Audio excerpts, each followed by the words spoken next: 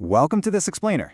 Today, we are diving into a paradigm shift that is literally rewiring the entire global economy. For decades, the compass of global trade pointed in exactly one direction: cheap labor. But, wow, that needle is violently swinging right now. Let's break down exactly why your everyday purchases and the actual fundamental mechanics of international business are about to change forever.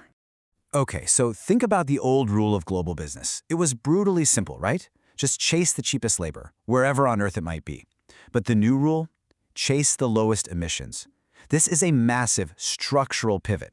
We're talking about moving away from an era where saving a fraction of a cent on hourly wages dictated international manufacturing and stepping into a reality where, believe it or not, invisible gases hold way more financial weight than raw human labor.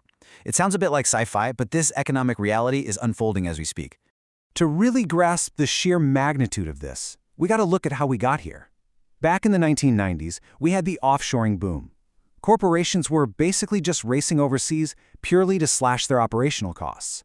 Then, fast forward to the 2010s, and everyone obsessed over supply chain optimization, shaving hours off delivery routes to squeeze every last drop of efficiency out of their global footprints.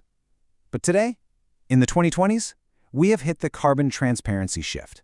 Emerging climate policies, carbon taxes, shifting consumer demands, they've abruptly rewritten the rules of trade. Cost just isn't the sole king anymore. Carbon is stepping up and demanding the crown. So what does carbon transparency actually mean in practice? Well, it is definitely not just some catchy buzzword dreamed up by a corporate marketing department. It means the comprehensive measuring, verifiable reporting, and public sharing of a company's total greenhouse gas emissions across its entire supply chain. Notice those two words, verifiable and entire. You really can't just slap a few solar panels on a shiny corporate headquarters anymore and call yourself green. No way. You have to know the carbon footprint of the distant factory making the tiny screws that go into the subassembly of your final product. It is a colossal data undertaking. And pulling this off requires a highly comprehensive tracking system. We are talking Scope 1, which are your direct emissions, Scope 2, the emissions from the energy you purchase, and then the dreaded Scope 3. Scope 3 includes absolutely everything outside your direct control, up and down your entire value chain. This demands verifiable, auditable data that can actually stand up to intense legal scrutiny. Honestly, we're talking the kind of rigorous corporate accounting that makes standard tax season look like a walk in the park. Because if your data isn't perfectly tied across every single tier of your supply chain, you aren't just getting bad PR, you're facing severe financial penalties through strict regulatory and tariff compliance. Which brings us to the multi-million-dollar question. Why does transparency actually beat cheap labor? How could tracking invisible greenhouse gases possibly be more valuable to a massive multinational company's bottom line than saving millions of dollars on cheap overseas manufacturing?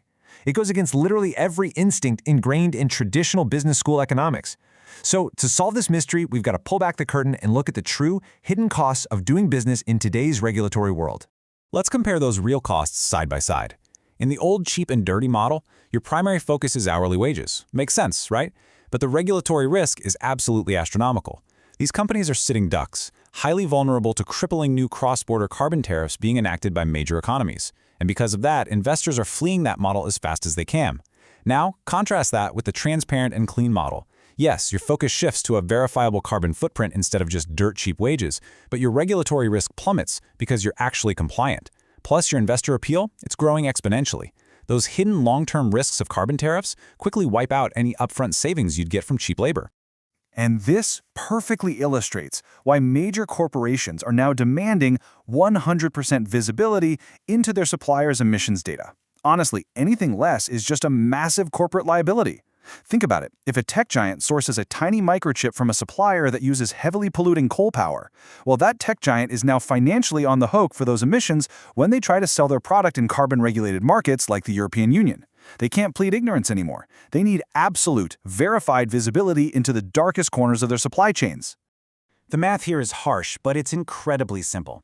Sure, the short-term savings you get from cheap labor might look really appealing on this quarter's balance sheet, but they are completely eclipsed by the massive, escalating long-term penalties of hidden carbon. We're talking carbon border taxes, lost investment capital, blocked market access, the whole shebang. When you visualize those quick savings against those towering future penalties, the traditional economic model just collapses. It basically becomes a mathematical certainty that the traditionally cheap option is, in reality, the most expensive option you could possibly choose. So it really isn't an exaggeration to say that carbon is the new global currency. We are officially moving from a system where companies traded solely on financial capital and cheap labor to an entirely new global economy where they trade on carbon efficiency. Every single ton of carbon emitted is a debit against a company's ledger, and every verified reduction is a credit.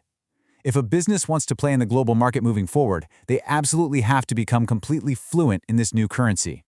Our source material from Genecapsule sums this up beautifully, pointing out that carbon transparency could become more valuable than cheap labor itself. The sheer ability to prove, verify, and document low emissions is quickly becoming the ultimate competitive advantage for modern businesses. Let's say you have two suppliers offering the exact same component. The one who can provide a verified, pristine carbon receipt, they're going to win the contract every single time, even if their labor costs are slightly higher. The act of transparency itself has become a highly sought-after premium product. So, what exactly is the survival playbook for businesses right now? Well, first, you have to establish baseline emissions across all your suppliers, because, let's face it, you simply cannot manage what you don't measure. Second, mandate strict reporting protocols to force your supply chain to play by the new rules. And third, start trading on that verified carbon efficiency rather than just racing to the bottom of the wage barrel. Make no mistake, this right here is the definitive new playbook for global supply chain management. All of this represents a fundamental rebalancing of corporate priorities. We just aren't only valuing labor costs anymore. That's just one single slice of the pie now. Carbon transparency and supply chain resilience are taking up equal, if not more, space at the table. And this massive shift, it affects everything, from the drafting of complex international trade agreements all the way down to the price, origin, and availability of the everyday consumer goods you grab off the shelf at the store. The entire mechanical engine of global commerce is literally being recalibrated as we speak. Which leaves us with one vital question to ponder as we watch the global economy completely rewire itself. If carbon is the new currency, is your supply chain solvent? Or is it bankrupt on invisible emissions? It is a fascinating, urgent question for every CEO, investor, and honestly, every informed consumer right now. Grasping this shift gives you a massive edge in understanding exactly where the world is heading next. Thanks so much for joining me for this explainer, and I will catch you in the next one.